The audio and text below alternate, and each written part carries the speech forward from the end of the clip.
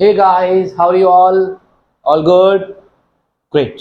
Okay dear students, तो बेटा हमने लास्ट वीडियो में वी हैव ऑलरेडी डिस्कस्ड कि ग्रेविटी क्या होता है और एक्सेलरेशन ड्यू टू ग्रेविटी किस तरह से वेरी करती है डिफरेंट डिफरेंट पोजीशन में। तो हमने अपनी लास्ट वीडियो में वो डिस्कस किया था।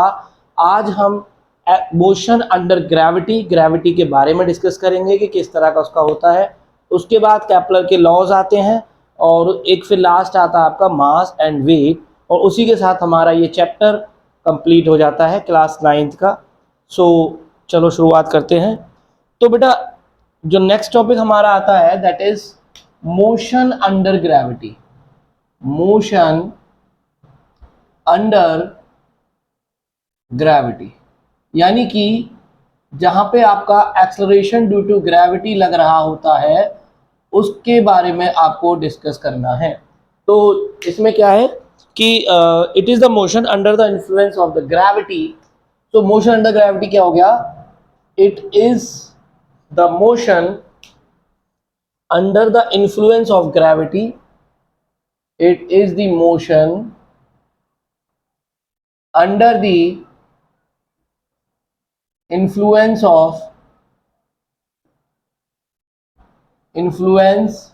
of gravity। तो यहाँ पे क्या है कि ये वो मोशन है जहाँ पे ग्रेविटी का इन्फ्लुएंस होता है, वहां आपका मोशन अंडर ग्रेविटी आपका कहलाएगा। दैट मीन्स कि जो एक्सेलरेशन ड्यू टू यानी जो हम एक्सेलरेशन हम लगा रहे हैं वहाँ एक्सेलरेशन ड्यू टू ग्रेविटी लगती है। अब देखो जब हम छोटी डिस्टेंसेस कवर अप करते हैं, फॉर एग्जांपल 700 किलोमीटर 800 किलोमीटर, तो ये लगभग ज़्यादा बड़ा नहीं है अर्थ के रेडियस के कंपैरिजन में, तब वहाँ पर एक्सेलरेशन ड्यू टू ग्रेविटी हमारी कांस्टेंट रहती है। तब जो मोशन होता है वो हमारा कांस्टेंट एक्सेलरेशन वाला मोशन होता है, जो हम डिस्कस कर चुके हैं कि अगर एक्सेलरेशन कांस्टेंट होगा तो हमारे पास 3 इक्वेशन ऑफ मोशन वैलिड होंगी। तो हम वही यहाँ लिखते हैं उसके अकॉर्डिंग। देन क्योंकि एक्सेलरेशन कांस्टेंट है, then g will be equals to constant for small distance. तो स्मॉल डिस्टेंस लगभग nearly equal to 600 kilometre 700 kilometre, मतलब इतना किलोमीटर तक तो हम स्मॉल डिस्टेंस ही मानते हैं। अगर हम 2000 किलोमीटर की हाइट पे चले गए तो हमारी डिस्टेंसेस चेंज हो जाती हैं। तो इन डिस्टेंसेस के अकॉर्डिंग आपका जब वैल्यूज निकालेंगे तो आपका जो पहली जो इक्वेशन बनती है that is v is equals to u plus g t. Your second equation will be, हाँ वेरी गुड, वहां s यूज करते थे, यहाँ h यूज करेंगे क्योंकि आप हाइट पे जा रहे हो। तो h is equals to u t plus half g t square, and third equation v square minus u square is equals to 2gh। तो ये 3 इक्वेशन ऑफ मोशन जो है हमारी बनती हैं। तो इससे हम बाकी के प्रॉब्लम सॉल्व करते हैं। कुछ इसकी साइन ऑफ कन्वेंशन है जो हमें यहाँ डिस्कस करनी है। तो लिख लीजिए, हेडिंग आप डालेंगे कि साइन ऑफ कन्वेंशन, यानी कि जब आप क्वेश्चन सॉल्व करेंगे तो कौन सी वैल्यू आप पॉजिटिव लेनी है, कौन सी वैल्यू आपको नेगेटिव लेनी है, कब पॉजिटिव कब नेगेटिव, वो सारा हम यहाँ पे डिस्कस करेंगे। जिससे क्या है, जब आप न्यूमेरिकल सॉल्व करेंगे तो it will become very easy to you to solve the numericals. So let us discuss. तो फर्स्ट साइन ऑफ कन्वेंशन आपका क्या है यहाँ पे कि जो जी है ना उसको हमेशा आप नेगेटिव लो, चाहे ऊपर जा रही हो बॉडी चाहे नीचे जा रही हो, ठीक है। तो टेक जी ऑलवेज नेगेटिव, जी को आप हमेशा नेगेटिव लेंगे। अब साइन ऑफ कन्वेंशन आप लगाएंगे एच में, यू में, और टी तो आपका एक स्केलर क्वांटिटी है तो वहां से कोई जरूरत पड़ती नहीं है। तो हम साइन ऑफ कन्वेंशन लगाएंगे एच में और वी में। तो पहला आता है, सॉरी सेकंड, कि जब आप ऊपर की तरफ जा रहे हो तो डिस्प्लेसमेंट इन अपवर्ड डायरेक्शन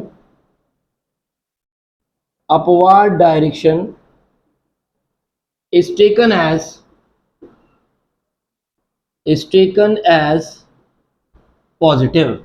जैसे मान लो मेरे पास ना एक यहाँ पे कोई एक ऑब्जेक्ट है, मतलब कुछ भी है सामान, लगभग लाइक कोई छत वगैरह आ रही है, कोई घर वगैरह आ रहा है, और एक बंदा यहाँ खड़ा है और जिसने क्या किया, एक बॉल यहाँ से फेंकी, बॉल आपकी यहाँ से यहाँ तक गई। तो देखो इनिशियल जो पोजीशन थी बॉल की वो यहाँ थी और फाइनल पोजीशन जो बॉल की वो यहाँ, तो जो डिस्प्लेसमेंट है वो अपवर्ड डायरेक्शन में चली गई, है ना। इनिशियल यहाँ थी, फाइनल यहाँ पहुंच गई, तो डिस्प्लेसमेंट अपवर्ड डायरेक्शन में चली जाती है। और जब ये डिस्प्लेसमेंट अपवर्ड में है तो यहाँ पे आप डिस्प्लेसमेंट को पॉजिटिव लेंगे, that will be positive. Clear. अब नेगेटिव कब लेंगे तो वो भी हम डिस्कस करते हैं। तो here displacement will be positive.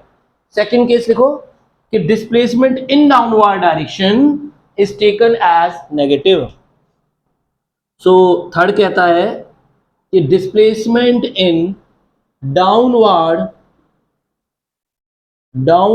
Direction is taken as negative. अब डाउनवर्ड कैसे है कि मान लो इसका उल्टा ले लो कि मैं किसी बिल्डिंग की छत पे खड़ा हुआ हूं, मैं और मैंने क्या किया, एक पत्थर को फेंका, वो पत्थर ऐसे गया और ऐसे नीचे आके किसी की टाट फोड़ दी उसने।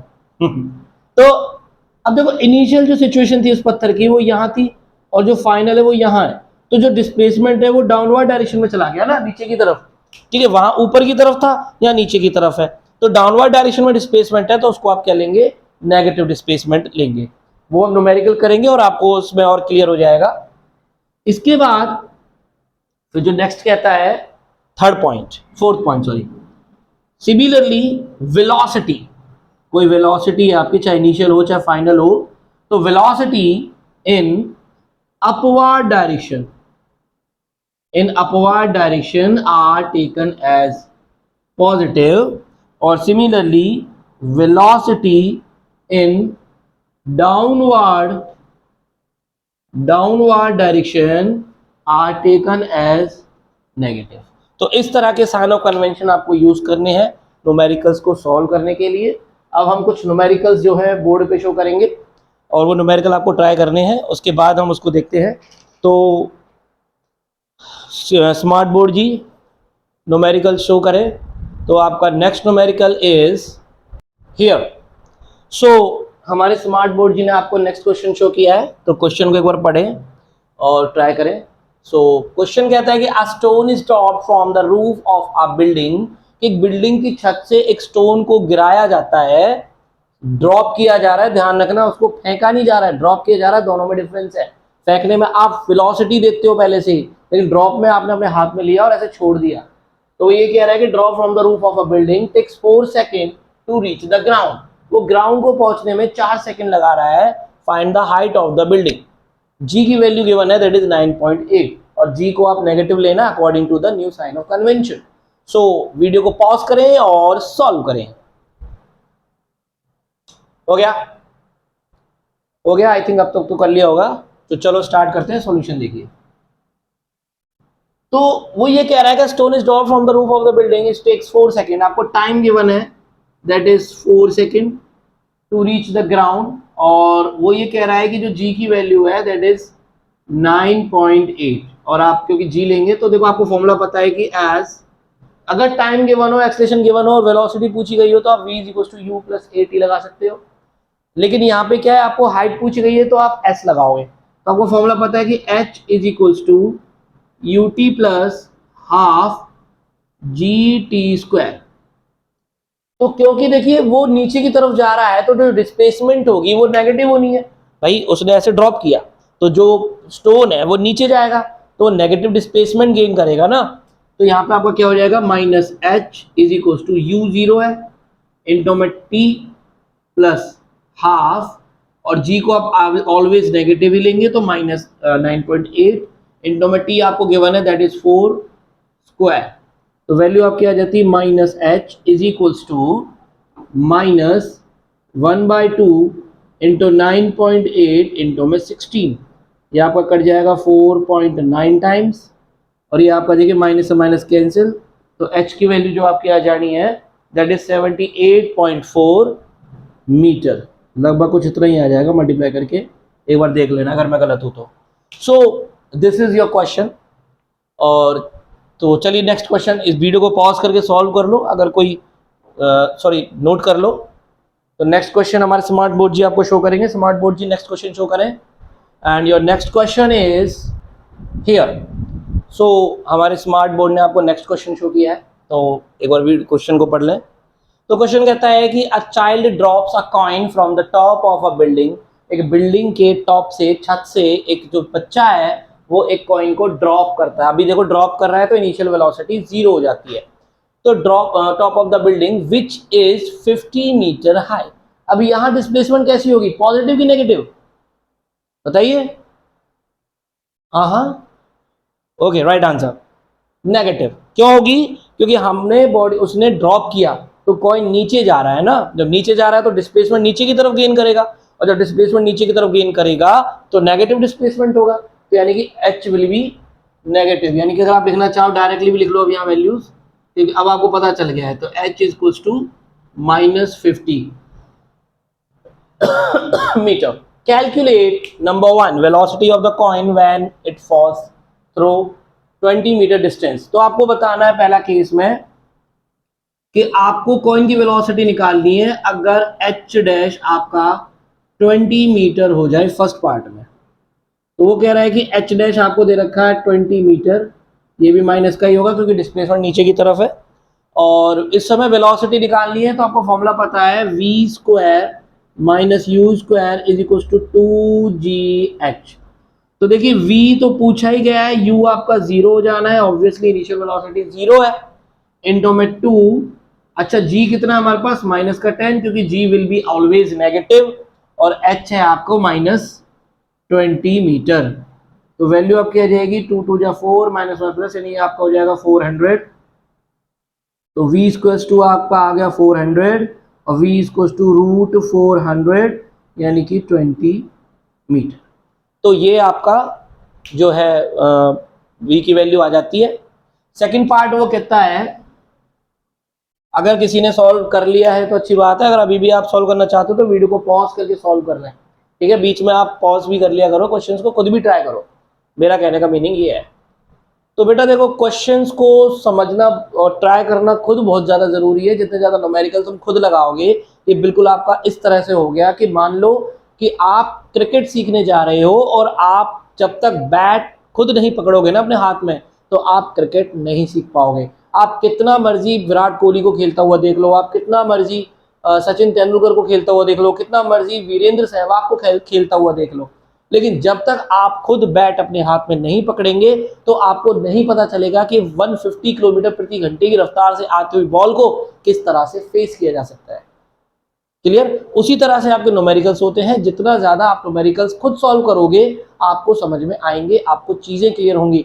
और फिजिक्स के लिए तो आपको जितने ज्यादा न्यूमेरिकल क्वेश्चंस लगाएंगे उतना ज्यादा आपके लिए बेटर रहेगा, गुड रहेगा, बेस्ट रहेगा और बहुत अच्छा रहेगा।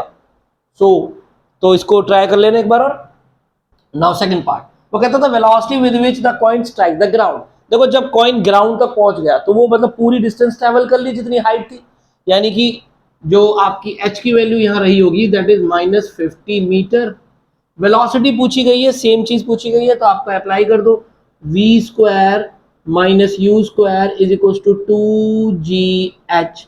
आपको पता है v तो निकालना ही है, u आपका इनिशियली 0 था क्योंकि ड्रॉप किया गया था, तो 2 इंटू में g की वैल्यू आपकी होती है -10 और h आपका -50।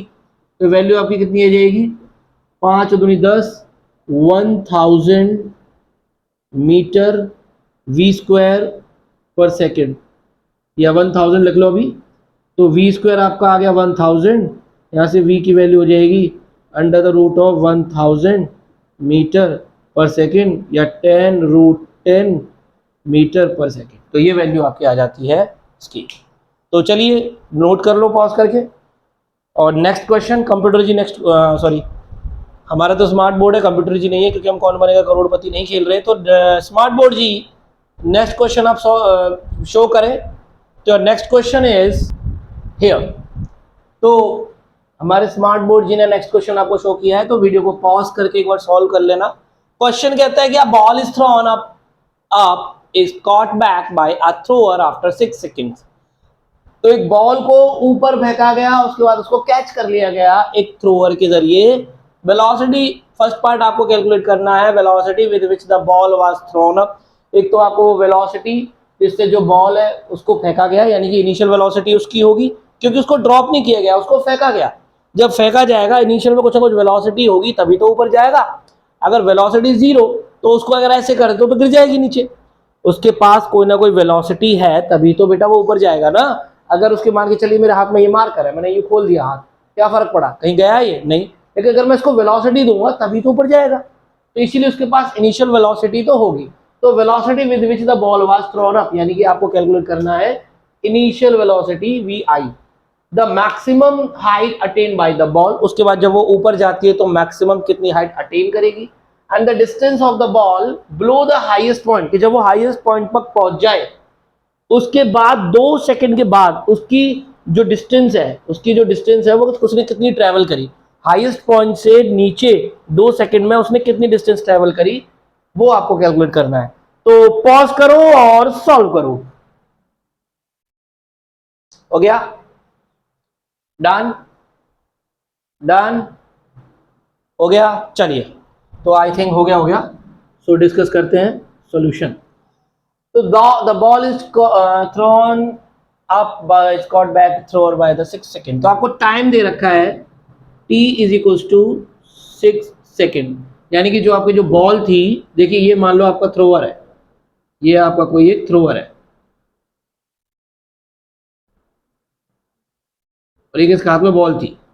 ये बॉल ऐसे गई और बैक इसने आके यहाँ कैच कर ली, मान लेते हैं ऐसे फेंकी, ऐसे कैच कर ली। तो इस बॉल का ऊपर तक जाना और बैक आना इतने टाइम को लिया 6 सेकंड में।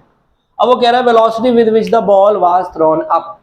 तो मुझे एक बात बताओ, इस केस में डिस्प्लेसमेंट क्या होगा, बताओ। देखो बॉल जिस पॉइंट से गई उसी पॉइंट पे लगभग वापस आ गई। भाई आप एक बात बताओ, मैंने यहां से यूं फेंकी, ऊपर तक गई और फिर ऐसे कैच कर ली, तो ये जो डिस्टेंस है इसको तो मानेंगे ही नहीं ना। तो बेसिकली उसकी जो डिस्प्लेसमेंट है वो क्या हो जाती है, 0। तो फर्स्ट पार्ट में जो आपका h है दैट इज 0। नाउ अप्लाई करो कि h इक्वल्स टू, हमें निकालना है इनिशियल वेलोसिटी है, तो h equals to u plus half at square. तो आपका आ जाएगा 0 इज इक्वल्स टू u, यानी निकालना है, इनटू में t, कितने टाइम 6 सेकेंड में उसने कवर अप किया, और प्लस हाफ g को हमेशा आप नेगेटिव लेंगे, -10 इनटू में 6 स्क्वायर। इसको इधर ले जाओ, ये बेसिकली आपकी वैल्यू बन जाएगी 6u माइनस हाफ, या फिर आप इसको ले लो 5 इनटू में 6 स्क्वायर, 2 से काट दिया मैंने 5 बार।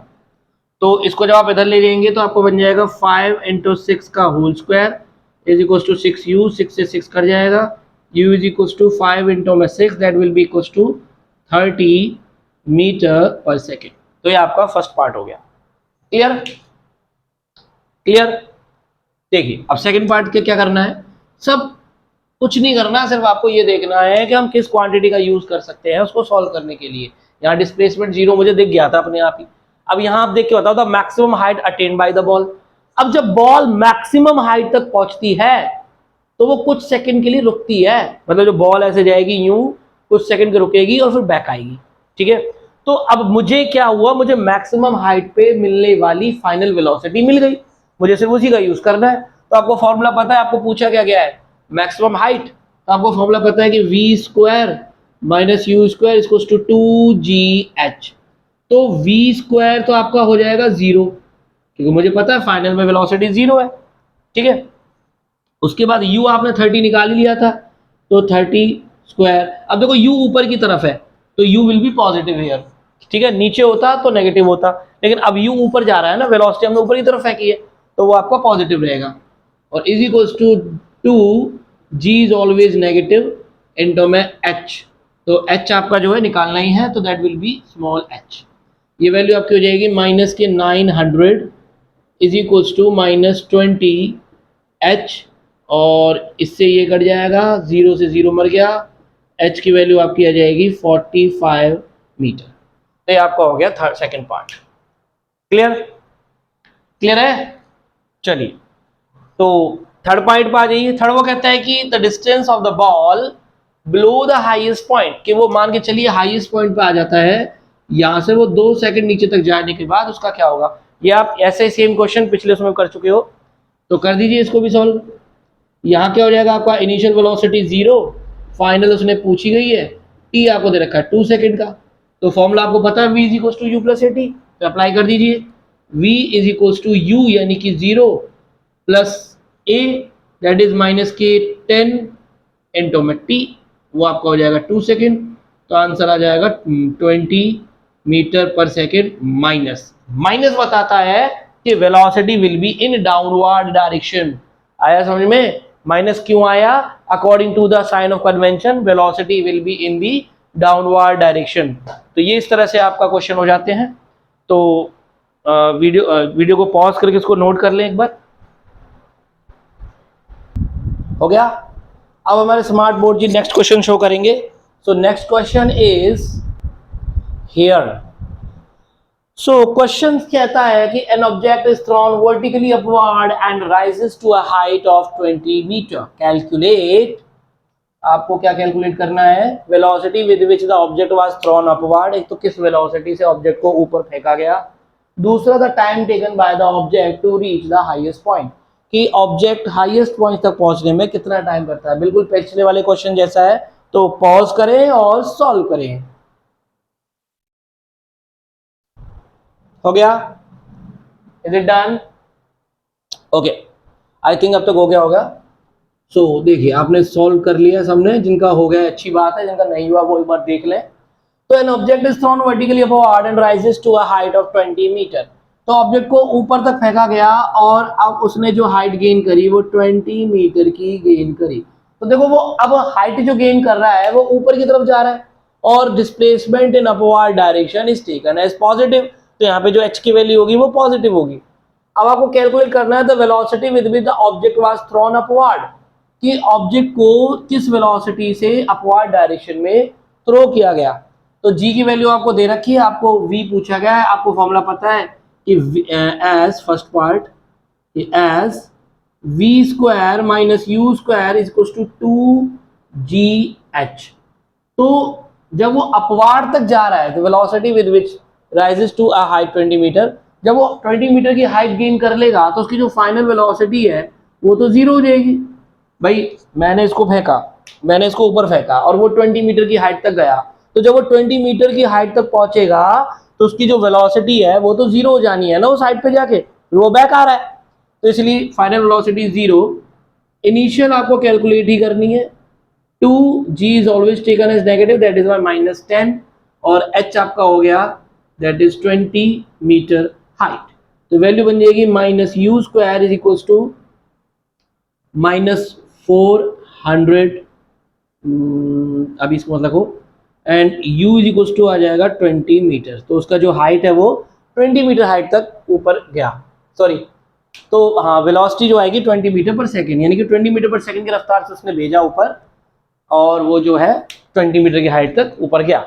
अब वो कह रहा था time taken by the object to reach the highest point. Second part कहता है कि हाईएस्ट पॉइंट तक पहुंचने में उसको कितना टाइम लगेगा। तो आपको पता है कि हाईएस्ट पॉइंट पे फाइनल वेलोसिटी जीरो हो जाती है।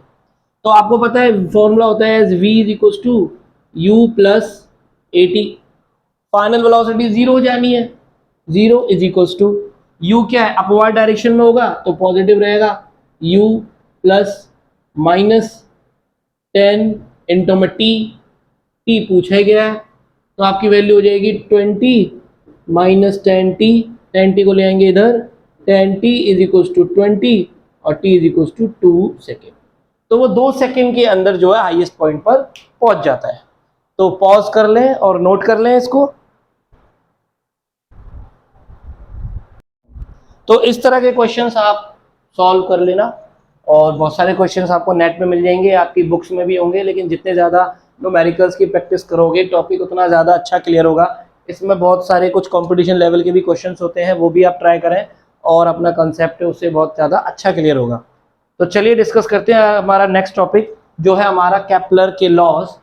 तो next topic is Kepler's laws of planetary motion, कि जब प्लैनेट का जो मोशन होता है उसके ऊपर रिसर्च करके केपलर ने अपने कुछ लॉज बताए।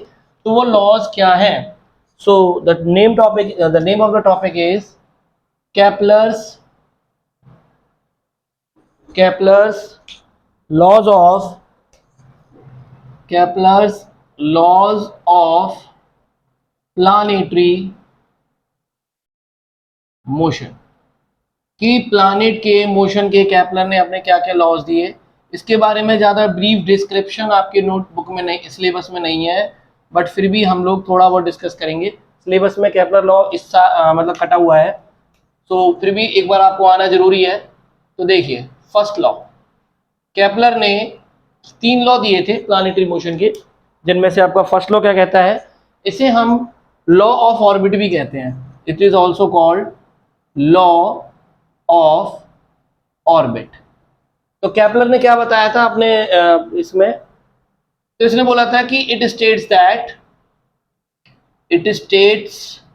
दैट कि जो जितने भी प्लैनेट है ना इस ब्रह्मांड में, कि all the planet revolve around the sun. अभी उसने हमारे सोलर सिस्टम के बारे में बताया था, तो जो प्लैनेट सन के चारों ओर चक्कर लगा रहा है वो एक इलिप्टिकल ऑर्बिट में मूव करते हैं। और उस ऑर्बिट जब इलिप्टिकल होगा तो उसमें 2 आपको फोकस नजर आते हैं, जिनमें से किसी एक फोकस पे आपका सूरज विद्यमान रहता है, सूरज वहां पे रहेगा। तो इट स्टेट्स दैट कि all the planets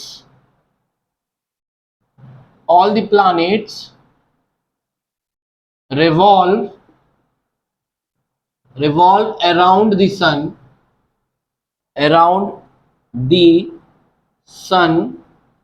in an elliptical orbit, and sun is situated at one of its focus, कि जो सन है वो किसी एक फोकस पे होगा। अब देखो इलिप्टिकल ऑर्बिट कैसा होता है, कुछ इस टाइप का होता है आपका इलिप्टिकल ऑर्बिट, लाइक दिस, ठीक है। जैसे आपने लगभग आपने वो एक मूवी देखी है, उसमें आप बताता है मिशन मंगल। तो मिशन मंगल में क्या होता है कि ये सन होता है, सॉरी ये हमारा अर्थ होती है, अर्थ के चारों ओर जो हमारा जो सैटेलाइट था वो कुछ इस तरह के ऑर्बिट में मूव करता होता है, इस तरह से, जिसमें जो नियरेस्ट पॉइंट होता है ना ये वाला, इसके और सन के बीच का, सॉरी अर्थ और ऑर्बिट के जो इस पॉइंट का, वो सब बोलते हैं पेरिजी, देख लेना, तो उसको हम बोलते हैं पेरिजी। इसके बाद हमें मेन जो कंसेप्ट करना है कि जब इस तरह का एक इलिप्टिकल ऑर्बिट होता है, जिस ऑर्बिट में सन जो होता है वो किसी एक सिचुएशन पे फोकस रहता है, या तो सन इधर होगा या फिर सन इधर होगा, ये बताया था किसने, केपलर ने। और केपलर ने अलग अलग प्लैनेट के हिसाब से बताए थे, कुछ प्लैनेट का सन यहाँ होता है, कुछ प्लैनेट की ऑर्बिट में सन इधर होता है। तो this was about the first law and it is also called the law of orbit. Now let us discuss, इसको नोट कर ले, उसके बाद डिस्कस करते हैं, साथ में डिस्कस कर लेते हैं, अभी नोट कर लेना आप। सो let us discuss second law. Second law, इसका तो डायग्राम आप बना ही लेना, कुछ इस तरह से होता है ये, और ये आपका यहाँ अपना सन हो गया, हमारे सूरज देवता, सूरज चाचू, और आप मान लेते हैं हम अपनी माता जी यानी धरती माता को हम यहाँ डिस्कस कर लेते हैं, मतलब ये होगी हमारी धरती माता, ऐसे कुछ ऐसी होती है। सेकंड लॉ क्या कहता है, सेकंड लॉ ऑफ केपलर यानी केपलर सेकंड लॉ, इसको हम लॉ ऑफ एरिया भी बोलते हैं, लॉ ऑफ एरिया। तो लॉ ऑफ एरिया में क्या कहता है कि it states that the line joining, वो लाइन जो जॉइन कर दे किस किस को, सन एंड प्लैनेट, कोई भी एक प्लैनेट हम लेंगे जैसे, तो line joining sun and planet sweep का मतलब होता है सरकना, स्वीप इक्वल एरिया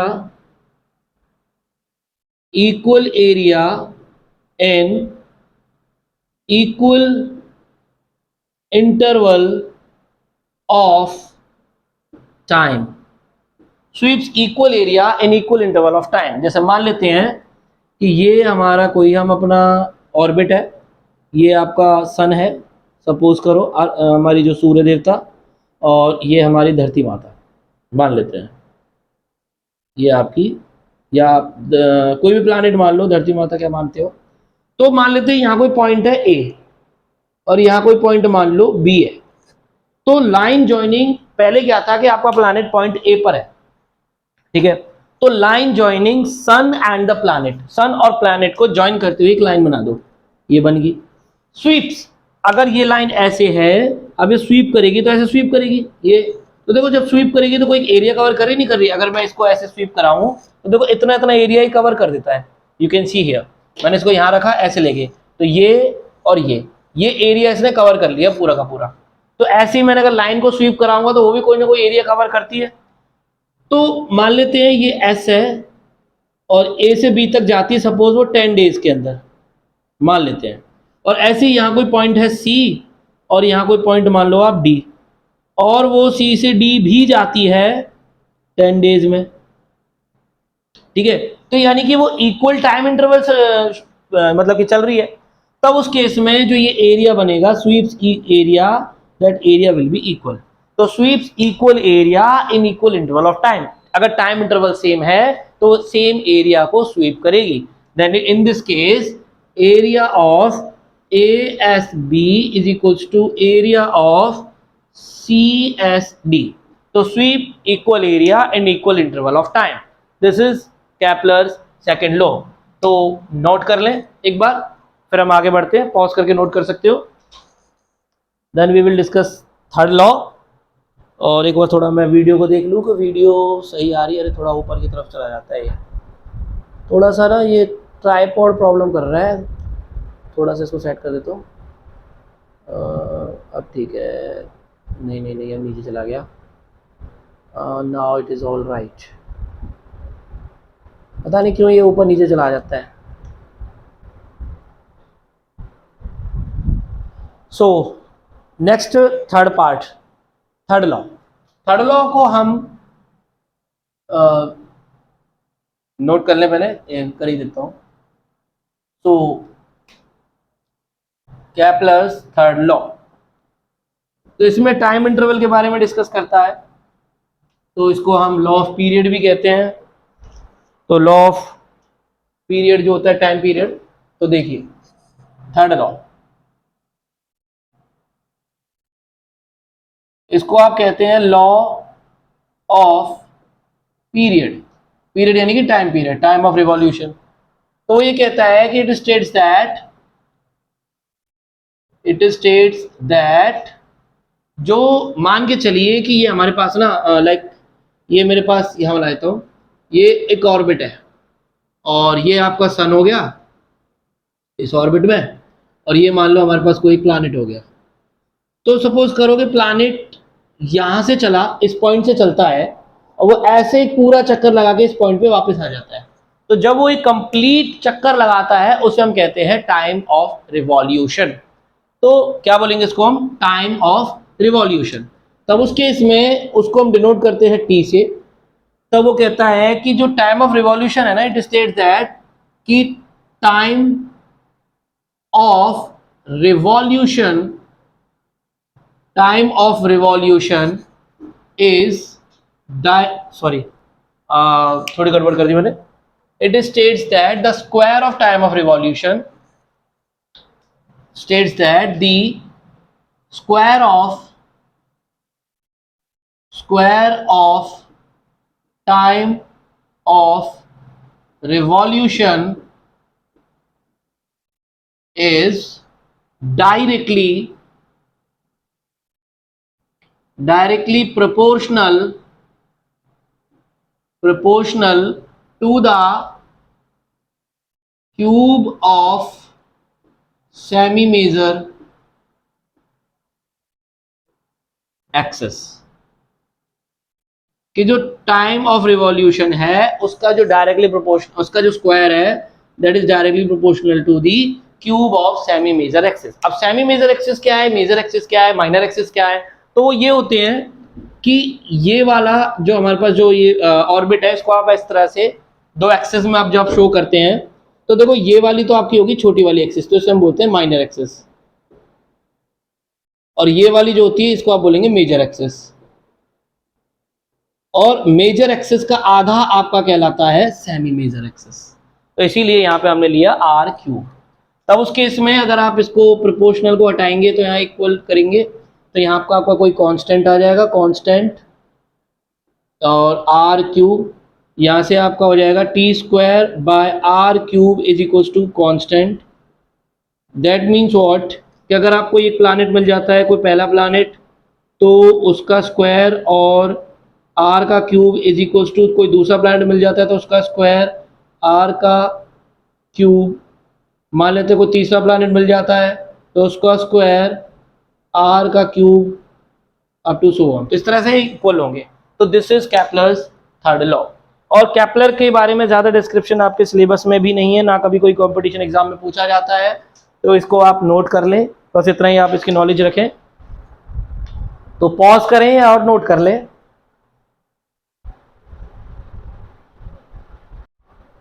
ओके, सो हो गया होगा अब तक, रब कर दो इसको।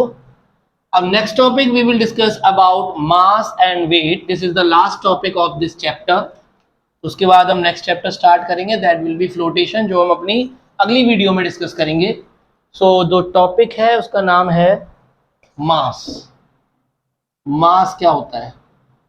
मास। दादा पैंट से भी मास, दादा शर्ट से भी मास, ममा मास। चलिए, सो मास क्या है? देखो, वैसे तो मास के बारे में बहुत सारी चीजें निकलती हैं। अल्बर्ट आइंस्टाइन ने थ्योरी ऑफ रिलेटिविटी में बताया था कि जो मास है वो एक तरीके की एनर्जी है। लेकिन थ्योरी ऑफ रिलेटिविटी आप आगे आने वाले क्लासेस में पढ़ेंगे, तभी अभी हम उसको डिस्कस नहीं करेंगे क्योंकि वो आपके लिए ना थोड़ा सा सिरदर्द बन जाएगा। सो हम आने वाले टाइम में डिस्कस करेंगे। Now what is mass? तो mass it is the actual, it is, अपने नोट्स बनाते रहें, it is the actual quantity of matter, actual quantity of matter contained in a body, in a body। कि body के अंदर जो actual quantity of matter जो होता है बेसिकली वो आपका मास होता है। अब हम लोग कभी क्या करते हैं कि हम जाके तुलने चले जाते हैं कि साहब हम तो विंग मशीन पे जाके खड़े हो गए कि 70 किलो का वजन आ रहा है, तो जो 70 किलो है ना, that is not your mass, that is only your weight. Mass नहीं है। मास क्या होगा? उसमें आप 10 से या 9.8 से डिवाइड करेंगे। अगर मैं 10 से डिवाइड करता हूँ तो 7 किलोग्राम मास है। 70 किलोग्राम नहीं, 7 किलोग्राम आपका मास होगा। 70 kilogram, that is not kilogram, that should be newton and that will be weight. So देखिए आगे डिस्कस करेंगे जिसको हम। तो ये होता है। अब इसके मास के बारे में कुछ चीजें, ये आपकी कैसी क्वांटिटी है? It is a scalar quantity, it is a scalar quantity, ये आपका स्केलर क्वांटिटी है। दूसरा, इसकी जो एसआई यूनिट है, it's SI unit is kilogram. तीसरा, ये कभी आपका जीरो नहीं हो सकता, it can never be zero. उसके बाद जो मास ऑफ द बॉडी है, मास, अब आपको पता है जी, हमने तो उससे जो नापा था विंग मशीन से वो वेट आया था, तो हम मास कैसे पता करें? तो mass of the body, mass of the body can be measured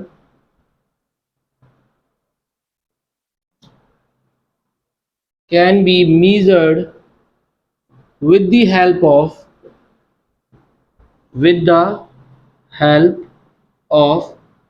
beam balance.